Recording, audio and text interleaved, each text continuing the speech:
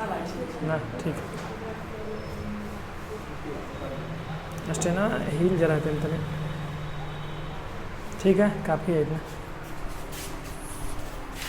चालू हो गया ना चल रहा चलिए आज हम लोग क्या स्टार्ट करने वाले हैं हिंदी स्टार्ट करने वाला है बच्चा देखो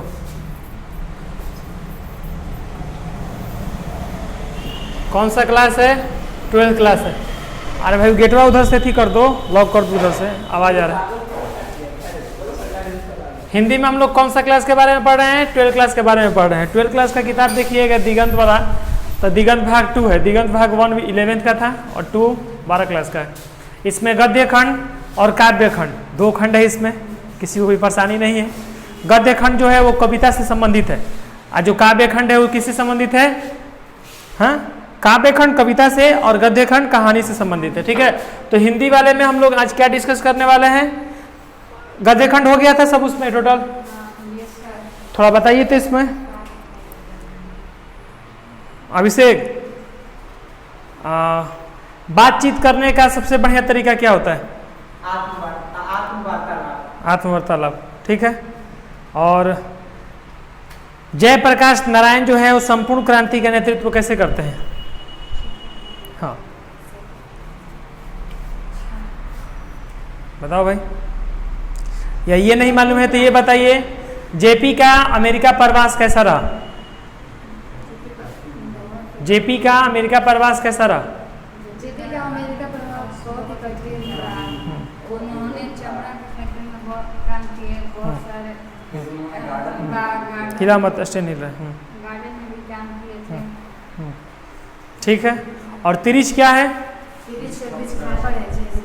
एक प्रकार का जहरीला विष का पार ठीक है बहुत सुंदर और सिपाही की माँ जो कहानी है इसमें मुख्य नायिका कौन है इस कहानी का मुख्य पात्र कौन है बिस्नी है बिस्नी कौन है सिपाही की माँ उसी पर वो कहानी लिखा गया है ठीक है और डायरी क्या है एक चैप्टर है ना डायरी हाँ डायरी क्या है डायरी क्या होता है ठीक है हम लोग यहाँ पर देख रहे हैं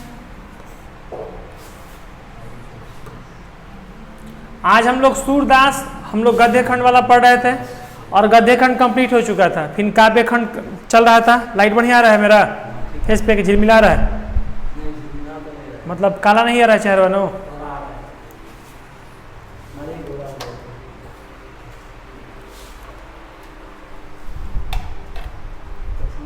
अब सही आ रहा है झिलमिला रहा है ज़्यादा ऐसी हो रहा है ठीक है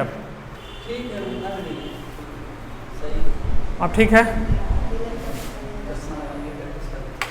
कुछ नहीं प्रैक्टिस हो गया देखो यहाँ पर पहला जो हम लोग का क्वेश्चन है ठीक है पहला जो हम लोग का क्वेश्चन है यहाँ पर है कि सूरदास का जन्म कब हुआ था तो सूरदास का जन्म आपका देखिए उत्तर भी यहाँ पर है सूरदास का जन्म कब हुआ है 1478 ईस्वी में हुआ है और सूरदास की जो अभिरुचि है वो किस में है तो पर्यटन में है क्योंकि सूरदास बचपन से ही मतलब साधु संतों के साथ हुए हैं घूमे हैं और कृष्ण भक्त राधा भक्त सूर सागर सुरावली ठीक है ना ऐसे ऐसे बहुत सारे ग्रंथ लिख चुके हैं याद रखिएगा सूरदास भगवान श्री कृष्ण के भक्त हैं और तुलसीदास जो है प्रभु श्री राम के भक्त हैं इसमें आपको याद रहना चाहिए सूरदास किस भक्ति के कवि थे तो अभी आपको हम बताएं कृष्ण भक्ति के ठीक है इनमें से सूरदास की कौन सी रचना है तो सूरदास की पद है कौन सी रचना है पद है कड़बक किसकी रचना है मौलिक मोहम्मद जैसी की और पद किसकी रचना है सूरदास की सूरदास जी के ठीक ना सूरदास जी के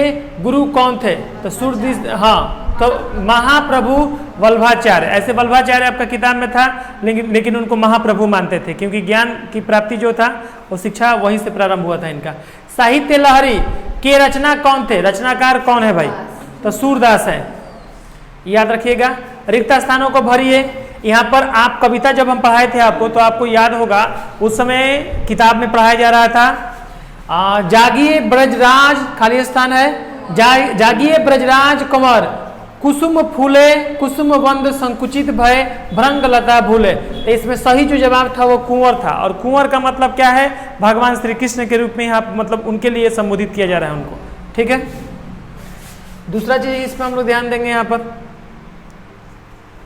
देखिए कह रहा है इसमें, सही है,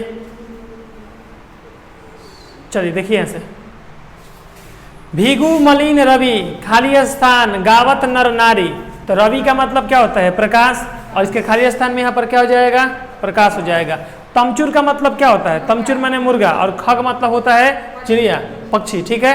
तब तमचुर खग खोर सुनहु बोलत बनराई रंभती गौ खरिकनी में क्या हो जाएगा? बछड़ा हित धाई। सुबह सुबह जब मुर्गा बोलता है, कौआ चिड़ै सब बोलता है, सुबह सुबह भगवान कृष्ण को उठाया जाता है, तो उस समय बछड़ा क्या करता है? बछड़ा अपने मैया को पुकारता है, और मैया भी अपने बछड़े को क्या करती है? पुकारती है। बड़ी बड़ा बेसन बहु भतनिया व्यंजन विधिन अग्नियाई डारत खात लेत अपने अपने कर रुचि मानत। क्या मानते हैं? दधी। दधी मतलब क्या होता है? दही। उसमें बताया जा रहा था कि बड़ी बजका पुआ पकवान सब कुछ है, लेकिन उसमें दही जो है, दही भगवान कृष्ण को माखन और दही सबसे ज्यादा क्या है? प्रिय। चलिए 5 नंबर में जेवंत खाली स्थान नंद की कन्या।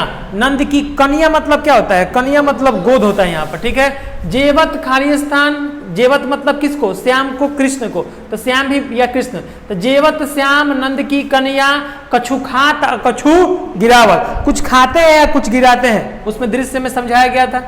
चलिए भाई, सूरदास हिंदी साहित्य के किस भक्ति काल के कवि हैं? तो सही जवाब आएगा भक्ति काल के, साहित्य में भक्ति काल के कवि हैं। सूरदास का जन्म और रूमकथा नामक गांव में किस सन में हुआ था? तो 1400 अभी हम लोग किए थे 78 में। सूरदास के काव्य की भाषा जो थी वो कैसे थी? तो ब्रज भाषा में थी। कोई दिक्कत है इसमें यहाँ पर? अच्छा इधर से ठीक है, ब्रज भाषा में थी। और यहाँ पर सूरदास के जो काव्य में किस रस की एथी मिलता है? तो वात्स्य रस। 2 रस, एक वात्स्य रस मिलेगा, एक भक्ति रस मिलेगा, ठीक है। और ऊपर में चले, प्रश्न 1 कर रहा है कि प्रथम पद में किस रस की व्यंजना हुई है, मतलब किस रस की मतलब बातचीत हुई है? तो आपके प्रथम रस में देखो यहाँ पर थोड़ा सा, हाँ, प्रथम रस में सूरदास रचित प्रथम पद में वत्सल्य रस की व्यंजन का जिक्र हुआ है, ठीक है ना। वत्सल्य रस के पदों की विशेषता यह है कि पाठक जीवन की नीरस और जटिल समस्याओं को भूल के अपने तन मन से किसको याद करते हैं? हरि को याद करते हैं, भगवान को दोहराते हैं, ठीक है। दूसरा क्वेश्चन है, गाय किस ओर दौड़ पड़ी? तो गाय जो है अपने, ठीक है ना, बछड़े की ओर। जिस प्रकार फूल खिल रहे हैं, मुर्गे बोल रहे हैं, पक्षी बोल रही है, उस प्रकार गाय किस प्रकार दौड़ रही है? तो अपने बछड़े के प्रति, और बछड़ा जो है अपनी मैया के प्रति दौड़ रहा है, वहां पर उसके ओर दौड़ रहा है। प्रथम पद का भावार्थ अपने शब्दों में लिखना है, देख लीजिएगा इसको, ठीक है। ये सब स्पष्ट करने आ जाएगा काव्य में, आपको आप ही का ये प्रश्न है काव्य रचना में, ठीक है। कृष्ण खाते समय क्या क्या हरकत करते हैं? सबको मालूम है। कृष्ण खाते समय क्या करते हैं? कुछ खाते हैं, कुछ गिराते हैं, कुछ खात कुछ गिरावत, ठीक है ना। तो यहाँ पर जिक्र है इसका, हाँ। देखिए शब्द में यदि हम मानक रूप की बात करें, शब्द जो मानक रूप है, धरनी का मतलब क्या होता है? धरती होता है। गौ का मतलब होता है गाय। कुंवर का मतलब होता है कमल। कुंवर जो है यहाँ पर कमल है, हम कृष्ण का उल्लेख उसमें कर रहे थे, बट कुंवर का मतलब कमल होता है। विधु का मतलब विधु ही होता है। श्याम का मतलब श्याम होता है, भगवान कृष्ण के लिए श्याम उनको बोला जाता है, कृष्ण बोला जाता है, कन्हैया बोला जाता है उनको। प्रकाश का मतलब प्रकाश है। बनराई का मतलब बन राही है, जैसे वन पे जो घूमते हैं लोग, बन राही। याद रहेगा आपको? इसमें कहीं से कोई परेशानी नहीं है? आगे हम लोग नेक्स्ट हम लोग स्टार्ट करें, नेक्स्ट चैप्टर हम लोग स्टार्ट करते हैं।